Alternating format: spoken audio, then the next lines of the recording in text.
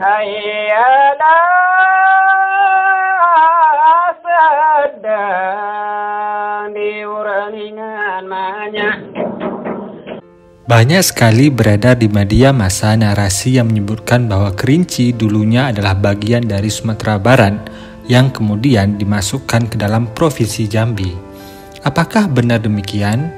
Cek fakta sejarahnya melalui video ini. Nama Kerinci berdasarkan dokumen bersejarah muncul pertama kali di dalam Kitab Undang-Undang Tanjung Tanah dari abad ke-14 Masehi. Di dalam kitab tersebut, nama Kerinci disebut sebagai Bumi Kurinci. Keberadaan undang-undang ini menurut ahli sejarah menunjukkan adanya hubungan politik antara Bumi Kurinci dengan Darmasraya yang merupakan bagian dari Kerajaan Melayu di Hulu Batanghari saat itu.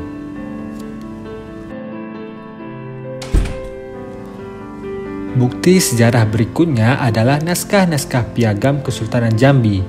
Naskah piagam merupakan surat yang berisi pengakuan kekuasaan dan wilayah dari Sultan Jambi kepada para adipati atau pemimpin suku yang ada di Kerinci.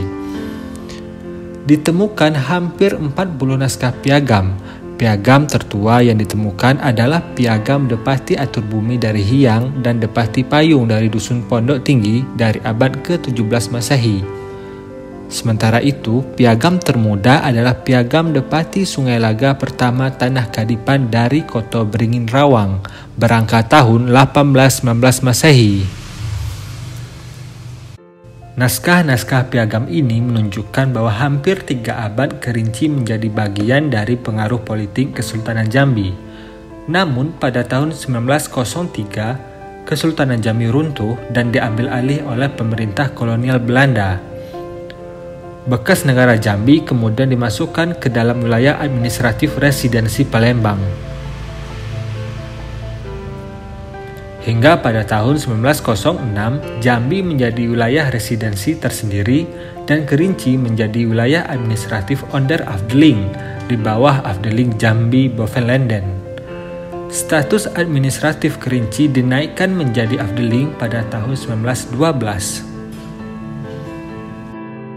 Status ini tidak bertahan lama karena pada tahun 1921 Ratu Wilhelmina menandatangani surat keputusan tentang Afdeling Kerinci yang dialihkan menjadi bagian residensi Sumatera West atau Sumatera Barat. Status administratif Kerinci tidak lagi menjadi Afdeling tetapi hanyalah sebuah distrik atau mungkin setingkat kecamatan saat ini.